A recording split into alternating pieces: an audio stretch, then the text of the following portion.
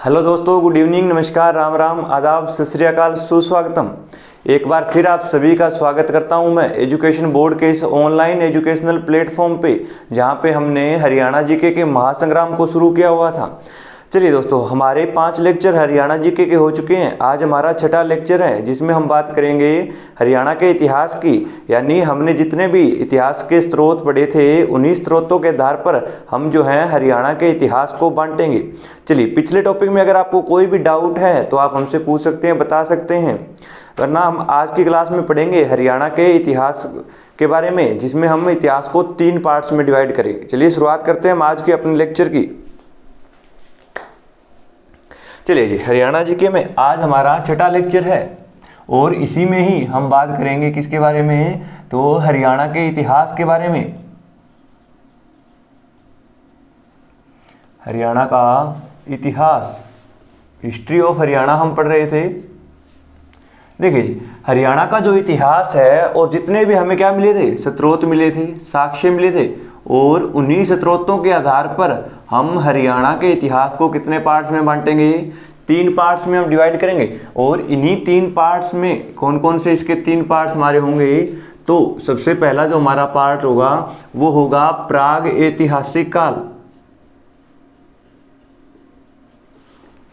प्राग ऐतिहासिक काल, जिसे आप क्या बोलते हैं, प्री हिस्ट्री बोलते हैं। प्री हिस्ट्री या proto historic, pre historic age. दूसरा जो हमारा भाग होगा वो होगा हमारा आधे ऐतिहासिक काल। कौन सा होगा, तो वो होगा आधे ऐतिहासिक काल, जिसे हम बोलेंगे प्रोटो हिस्ट्री या प्रोटो हिस्टोरिक एज, इसी को ही हम बोलेंगे। चलिए, तीसरा जो हमारा होगा वो कौन सा होगा, वो होगा हमारा ऐतिहासिक काल।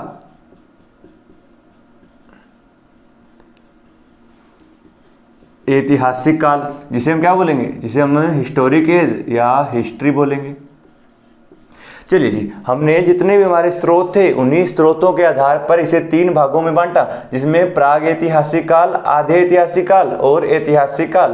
प्री हिस्ट्री, प्रोटो हिस्ट्री और हिस्ट्री के बारे में हमने इसे डिवाइड कर दिया। अब हम बात करते हैं कि प्राग ऐतिहासिक काल क्या होता है और आधे ऐतिहासिक काल क्या होता है। देखिए जी, प्राग ऐतिहासिक काल जो होता है ये वो काल है जिसके अंदर हमें कोई भी लिपि नहीं मिलती है, जिसमें ना तो लिपि मिली और ना ही कोई लिखित साक्ष्य मिले।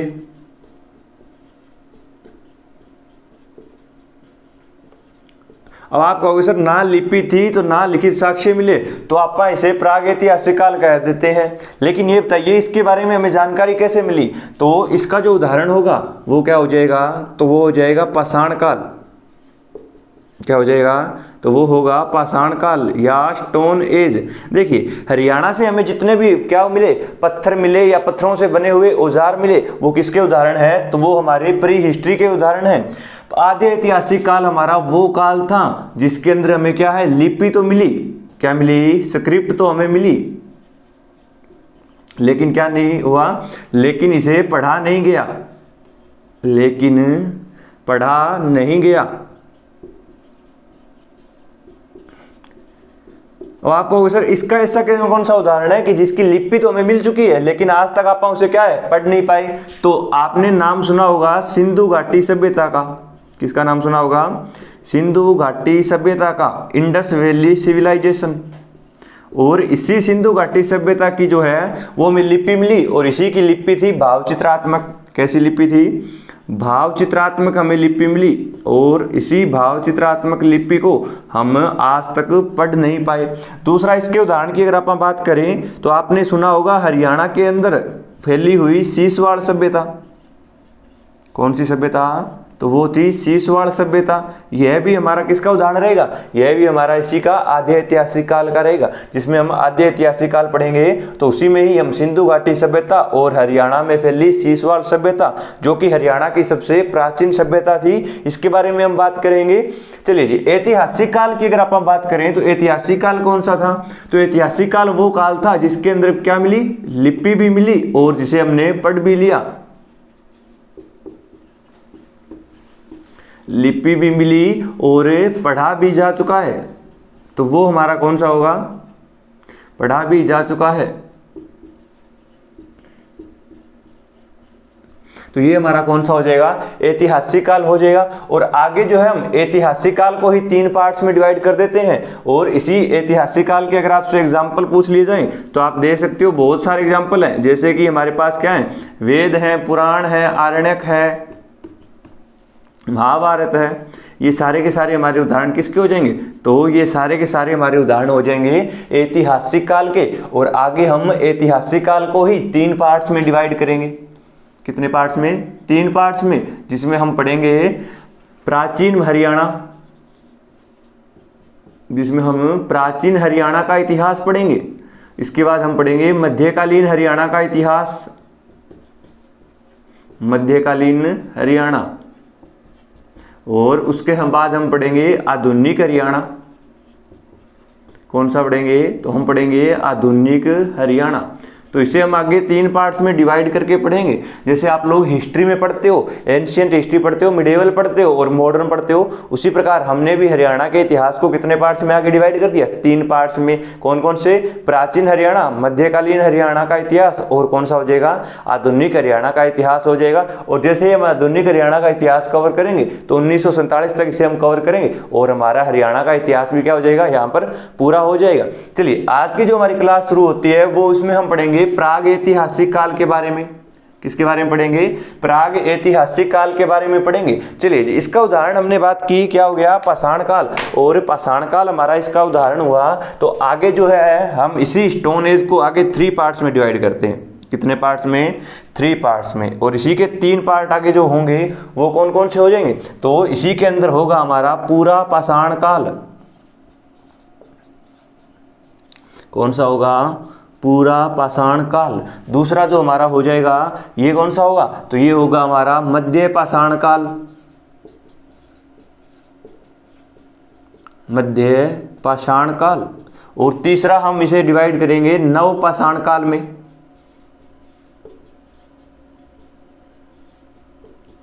तो हमने इसे 3 पार्ट में डिवाइड किया, जिसमें पूरा पाषाण काल, मध्य पाषाण काल और नव पाषाण काल के अंदर इसे हम डिवाइड कर देते हैं। चलिए जी अब हम बात करते हैं कि पूरा पाषाण काल का टाइम पीरियड क्या रहा। तो देखिए हमें नहीं पता कि इसकी शुरुआत कब हुई, लेकिन हम इसे मानते हैं कि एक अननोन पीरियड से लेकर ये हमारा 8000 BC तक चला। कब तक चला, तो एक अननोन पीरियड से लेकर ये 8000 BC तक चला था। मध्य पाषाण काल जो है ये हमारा 8000 BC से लेकर 4000 BC तक रहा। और नव पाषाण काल जो है ये हमारा 4000 BC से लेकर कब तक रहा, तो ये हमारा 2500 BC तक रहा। कब तक रहा, तो ये 4000 से लेकर 2500 BC तक रहा था हमारा। तो ये हमारा काल कौन सा हो जाएगा, नव पाषाण काल हो जाएगा। तो इसका टाइम पीरियड कभी नहीं पूछा जाएगा आपसे, बताइए मध्य पाषाण काल या नव पाषाण काल का टाइम पीरियड कब से कब तक रहा। एग्जामिनर कभी भी टाइम पीरियड आपसे नहीं पूछता है। चलिए जी अब हम बात करते हैं, यहाँ पे एक वर्ड है BC। सर BC क्या होता है, आपने अक्सर सुना होगा BC शब्द के बारे में। देखिए 2 वर्ड हम हिस्ट्री के अंदर प्रयोग करते हैं, एक तो BC का प्रयोग करेंगे और एक हम AD के बारे में बात करेंगे। देखिए BC का मतलब होता है बिफोर क्राइस्ट। क्या होता है, तो BC का मतलब होगा before Christ, before the birth of Jesus Christ का नाम सुना है। और उसी जीसस क्राइस्ट के जन्म से पहले का जो एरा है उसे हम क्या बोलते हैं, उसे हम BC बोलते हैं। और इसी को ही हम हिंदी में क्या लिखते हैं, इसी को ही हम लिखते हैं ईस्वी पूर्व। क्या लिखेंगे, ईस्वी पूर्व। AD का मतलब होता है एनो डोमिनी। क्या होता है, तो इसका मतलब होता है एनो डोमिनी, यानी कि जीसस क्राइस्ट के जन्म के बाद का जो एरा है या बाद का जो युग है इसे हम AD की फॉर्म में लिखते हैं। और इसे हम क्या लिखते हैं, इसे हम ईसा लिखते हैं या इसे हम ईस्वी लिखते हैं। देखिए जो हमारा पहले का एरा है जीसस के क्राइस्ट के बर्थ का पहला, उसको तो हमें BC हर हाल में लिखना ही पड़ेगा। लेकिन जीसस के जन्म के बाद का जो युग हुआ उसके पीछे AD लगाओ या ना लगाओ कोई फर्क नहीं पड़ता। फॉर एग्जाम्पल आज आप 2021 में है, तो 2021 में हम जी रहे हैं, तो आपने कभी देखा है हमने ऐसे बोलते हुए कि 2021 ईस्वी चल रही है, या 2021 ईसा चल रहा है, इस तरह कभी नहीं यूज करते। लेकिन इससे पहले जब जीसस क्राइस्ट का जन्म नहीं हुआ था, उससे पहले का जो एरा है, जिसे हम क्या बोलते हैं, बीसी बोलते हैं, बिफोर क्राइस्ट बोलते हैं, तो उसके अंदर हमेशा ही किसका प्रयोग किया जाता है, बीसी का या ईसवी पूर्व का किया जाता है। देखिए समझते हैं इसी चीज को आप। मान लीजिए ये हमारी एक क्या है, टाइमलाइन है, और इसी के अंदर आपने देखा होगा, मान लीजिए ये हमारा स्टैंडर्ड है 0, इसे आगे चलेंगे तो 100 की फॉर्म में चलते जा रहे हैं हम। इस तरह करते करते हम पहुंच गए 2021 तक। इससे पहले का जो हमारा एरा है, इसमें आपने देखा हो -100, -200, -300, -400। देखिए मान लीजिए ये जो हमारा 0 या जो हमारा स्टैंडर्ड है, इसी पर ही जन्म हुआ था किसका, तो यहीं पर ही जन्म हुआ था जीसस क्राइस्ट का। किसका हुआ था, जीसस क्राइस्ट का यहाँ पे जन्म हुआ था। इसके बाद का जो भी एरा है वो हमारा कौन सा है, वो हमारा है एडी। कौन सा है, एडी। लेकिन इनके जन्म से पहले का जो एरा है वो हमारा कौन सा है, बीसी है। कौन सा है, बीसी है। एग्जाम्पल की अगर आप बात करें तो आपने एडी का एग्जाम्पल सुना होगा, 606 से लेकर 647 तक टाइम पीरियड रहा था किसका, हर्षवर्धन का।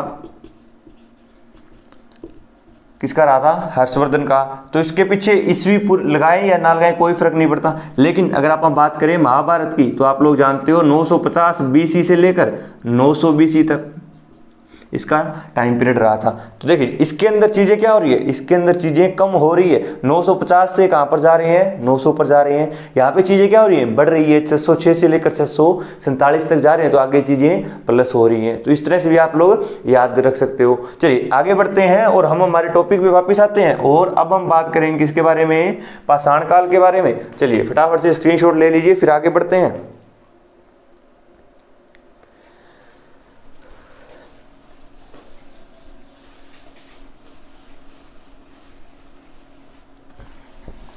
चलिए अब हम बात करेंगे प्राग ऐतिहासिक काल में ही पाषाण काल की। किसकी बात करेंगे, तो पाषाण काल की हम बात करेंगे और प्री हिस्ट्री के बारे में हम अध्ययन करेंगे।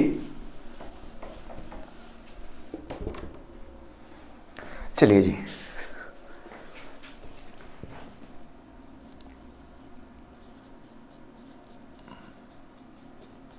प्राग ऐतिहासिक काल।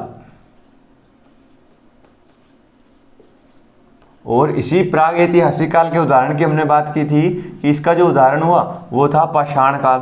क्या था, तो सर वो तो आपने अभी बताया पाषाण काल था।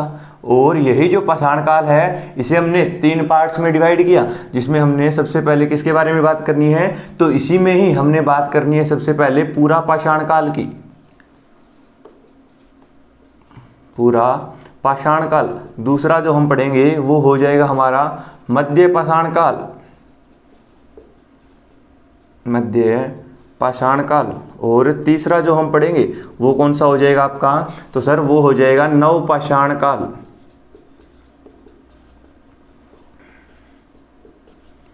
और सबसे पहले हम बात करने जा रहे हैं किसके बारे में, तो हम बात करने जा रहे हैं पूरा पाषाण काल के बारे में। देखिए जी, पूरा पाषाण काल, देखिए पत्थरों का युग है और उसमें भी सबसे प्राचीन जो युग है उसके बारे में हम बात करेंगे। तो इसकी थोड़ी सी कहानी को समझते हैं। देखिए जब मनुष्य क्या हुआ, आदि मानव के रूप में आया था धरती के ऊपर, और धरती पर आया तो आपको पता होगा वह क्या था, एक चिंपैंजी से संबंध रखने वाला व्यक्ति था।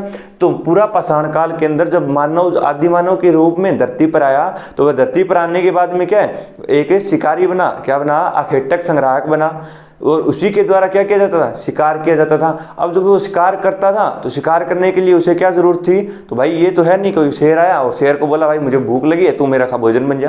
ठीक है, उसी तरह इसने क्या किया, पूरा पाषाण काल के अंदर बड़े बड़े पत्थरों का यूज करना शुरू किया। और उन्हीं पत्थरों के सहायता से उसने क्या किया, उसने जानवरों को मारना शुरू किया और उन्हीं जानवरों का कच्चा मांस खाने लगा। तो वो हमारा कौन सा काल था, पूरा पाषाण काल था। चलिए पूरा पाषाण काल की अगर आप बात करें तो पूरा पाषाण काल के अंदर सबसे पहले तो आप लोग याद रखिएगा किसका आविष्कार हुआ था,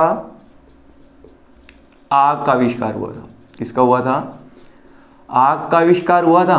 और इसी पूरा पाषाण काल के अंदर क्या था, तो सर इसके अंदर जो मनुष्य था या जो मानव था वह क्या था, तो वह आखेटक संग्राहक था, यानी शिकारी था।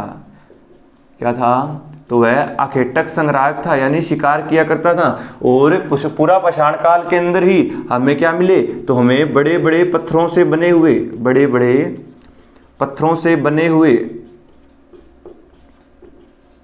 क्या मिले, तो सर हमें औजार मिले। क्या मिले, औजार मिले जी। और इन्हीं औजारों के जो साक्ष्य हैं वो भारत में हमें कहाँ से मिले, तो वो हमें मिले नर्मदा नदी घाटी से। कौन सी, तो नर्मदा नदी की जो घाटी है वहाँ से मिले। और कहाँ से मिले, तो सर हमें बेलन नदी की घाटी से भी मिले, बेलन नदी घाटी से। और यही हमें कहाँ से मिले, तो ये हमें सोहन नदी घाटी से प्राप्त हुए। ये तो हमने बात कर ली इंडिया की। लेकिन अगर आप बात करें हरियाणा की, कि हरियाणा में बड़े बड़े पत्थरों से बने हुए औजार कहाँ से प्राप्त हुए, तो हमें हरियाणा में ये 2 जगहों से प्राप्त हुए। कहाँ से, तो हरियाणा में हमें 2 जगहों से प्राप्त हुए। और इन्हीं 2 जगहों में हमारी कौन कौन सी थी, तो इसके अंदर एक तो था हमारा शिवालिक क्षेत्र। कौन सा था, शिवालिक,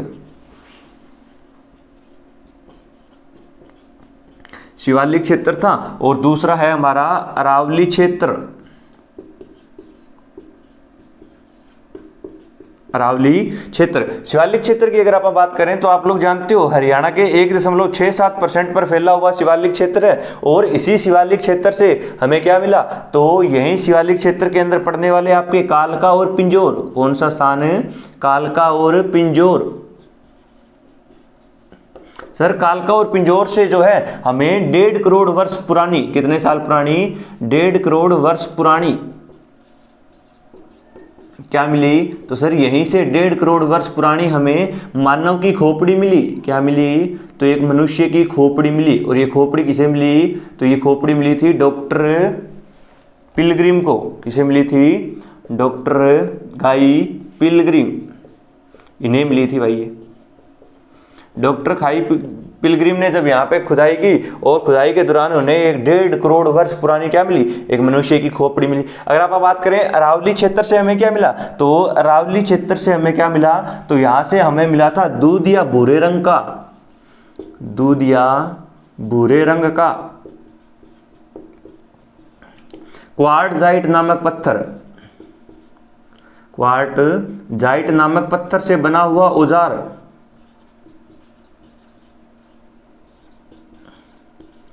पत्थर का यहां से क्या मिला, हमें औजार मिला। क्या मिला, औजार मिला। और ये औजार किसे मिला, तो आपने सुना, नाम सुना होगा किसका, एम कुमार का। ये मिला था एम कुमार को। और इन्हीं के साथ दूसरा व्यक्ति था जीसी महापात्र। कौन था, जीसी महापात्र। और तीसरा कौन था, तो तीसरा था नयनजोत लाहिड़ी। कौन था, तो वो था सर नयनजोत लाहिड़ी। और चौथा आपसे पूछ ले कौन था, तो वो था एस फोगाट। कौन था, एस फोगाट। और एक व्यक्ति इन्हीं के साथ था जिसका नाम था दिलीप चक्रवर्ती। क्या नाम था, तो सर इसका नाम था दिलीप चक्रवर्ती। ये वो 5 व्यक्ति थे जिन्होंने अरावली क्षेत्र में खुदाई की। और इन्हीं 500 व्यक्तियों को क्या मिले, तो सर इन्हें मिले थे क्या, दूध या भूरे रंग का क्वार्टजाइट नामक पत्थर का बना हुआ क्या मिला, औजार मिला था। तो आप इनके नाम याद रखिएगा, एक बार ध्यान में रखिएगा। हरियाणा से हमें जो है पूरा पाषाण काल के साक्ष्य कहाँ से मिले, तो सर 2 जगहों से। कौन कौन सी, एक हमें मिले शिवालिक क्षेत्र से और दूसरे मिले हमें अरावली क्षेत्र से। आपसे पूछा जाएगा बताइए हरियाणा में 1.5 करोड़ वर्ष पुरानी मानव की खोपड़ी कहाँ से प्राप्त हुई, तो वो प्राप्त हुई हमें पिंजौर और कालका से। कितने साल पुरानी है, 1.5 करोड़ वर्ष पुरानी। किसे मिली, तो डॉक्टर पिलग्रिम को मिली थी। आपसे पूछा जाएगा अरावली क्षेत्र से हमें क्या मिला, तो आप बताओगे कि सर दूध या भूरे रंग का बना हुआ एक पत्थर का औजार मिला। जो किस पत्थर से बना हुआ था, तो वो बना हुआ था क्वार्टजाइट से। और ये किसको मिला था, तो सर ये हमें मिला हमारे 5 व्यक्तियों को, जिसका नाम S Phogat, GC Mahapatra, M Kumar और नयनजोत लाहिड़ी और दिलीप चक्रवर्ती, इनको मिला था। किनको मिला था, तो इनके 5 के नाम याद रखिएगा जी। तो ये हमारा कौन सा काल था, ये था हमारा पूरा पाषाण काल। चलिए जी मध्य पाषाण काल की हम बात करते हैं। किसकी बात करते हैं, तो अब हम बात करते हैं मध्य पाषाण काल की। मध्य पाषाण काल, देखिए जी मध्य पाषाण काल के आते आते क्या हुआ, मनुष्य थोड़ा सा समझदार हुआ।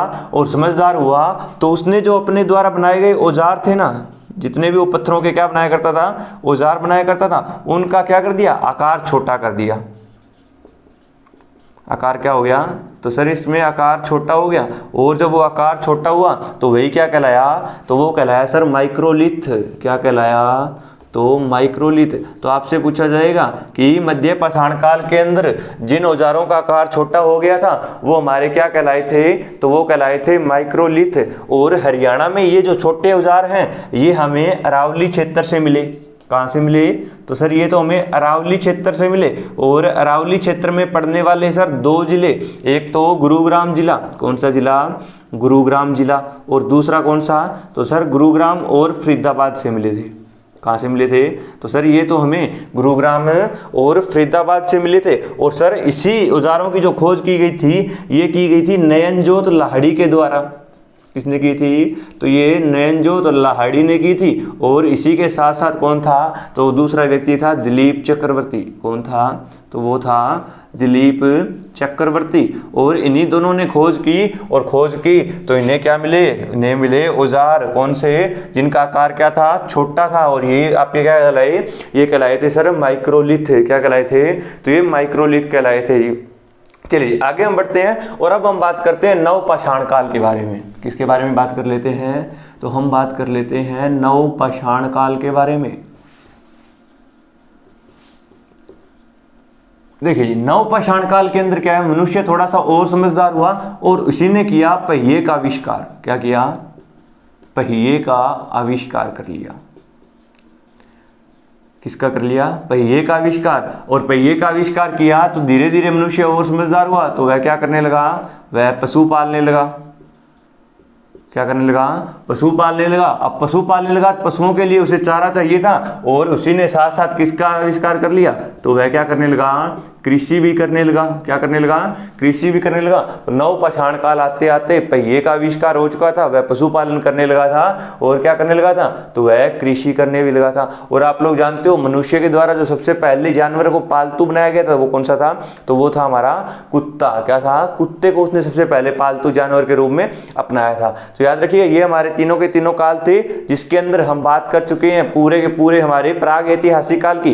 प्राग ऐतिहासिक काल से अगर क्वेश्चन बनेगा तो जाहिर सी बात है वो आपसे इतना पूछेगा, बताइए पूरा पाषाण काल के हमें अवशेष है वो कहां से मिले, तो आप बताओगे शिवालिक और अरावली क्षेत्र से। अगर फिर भी थोड़ा डीप में गया एग्जामिनर तो वो क्या आपसे क्या पूछेगा, तो वो आपसे पूछेगा बताइए हरियाणा में मानव की खोपड़ी कहां से प्राप्त हुई, तो आप कहोगे सर पंचकुला जिले से। कहां से, पंचकुला जिले से।